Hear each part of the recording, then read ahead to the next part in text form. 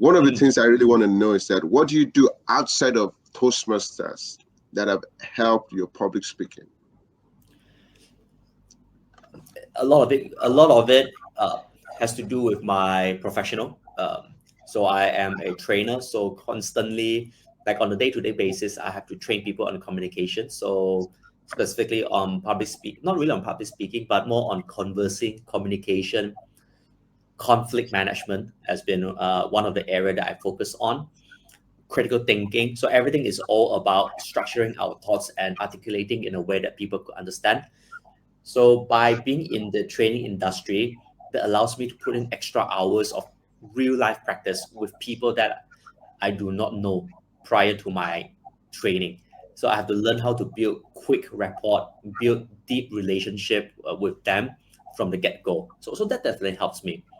Outside of that, being a parent helped me as well. Being a husband helped me as well.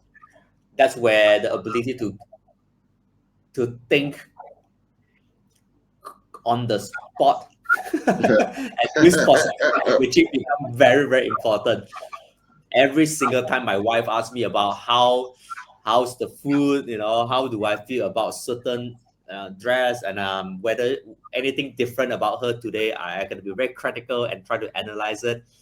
When my children come to me asking for affirmations, especially about their schoolwork, I have to find a way to share with them, but not sound too demotivating, because like Mhm. parenting be more uplifting. I feel like I could play the role of a father. Like I could help them to become a better person if I can help them to see the world in a more positive manner. I'm still learning. I'm still learning to become a better son, a better husband, and a better father. But those opportunity with my family, uh, and from the professional career as well, I think that definitely helped me to become a better communicator. Good, good. Based on your training, your experience in training, you talked about productivity. You have experience in doing productivity. Any practical suggestion on how a team can increase their productivity based on your experience? uh, Time audit. I always go back to time audit, because working in a team, the most common, I wouldn't say argument, but the most um, commonly seen reasons for conflict or the rise of a conflict would come from, I'm too busy, I don't have time, there's too much work. And time audit is the simplest, most straightforward, direct approach to, do we really need more time, or we need a better monitoring of the time spent? And usually from that quick exercise, you realize that you don't need 25 hours a day.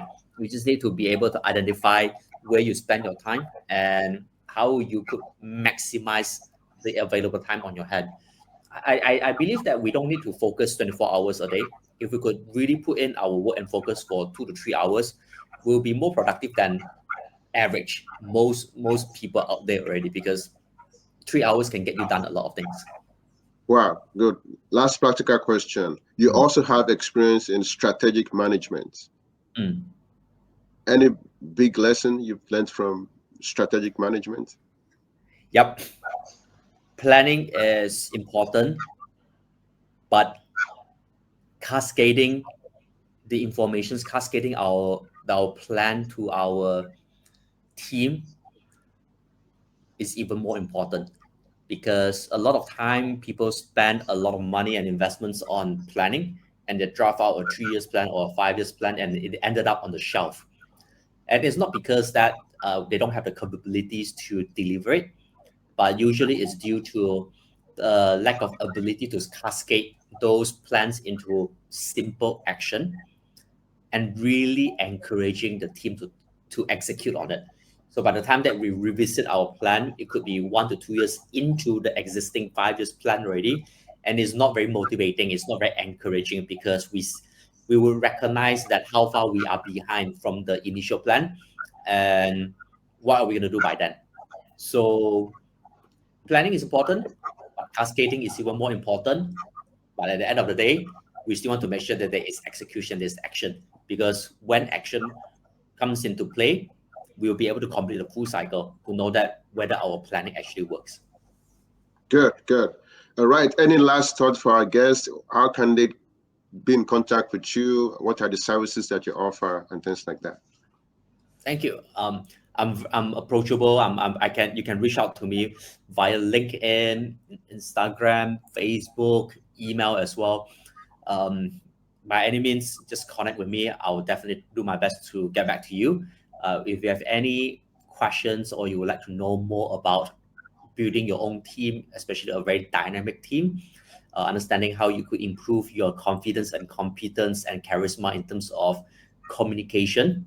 Those are the areas that I will be able to share with you some ideas on how to achieve your own personal breakthrough. And on that note, I think the ability to communicate in this era is getting more and more important, especially when there's a lot of emphasis on AIs and all this as well, right? Which I personally love having it.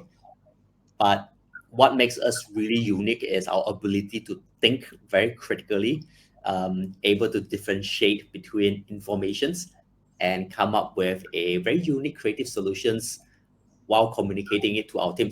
These are the things that can't be really replaced by AI, but it can help us to AI can help to enhance the time that we need to get all this through. So why not in this era of AI driven, we still keep the core, which is the core of a human being in terms of interpersonal communication. So that's my thought. Wow. Thank you. Thank you for joining. Alan, thank you for joining our guests. Please like, comment, share, and subscribe so that we can reach more people. It's been a pleasure. Thank you for taking us some time. This time of the day,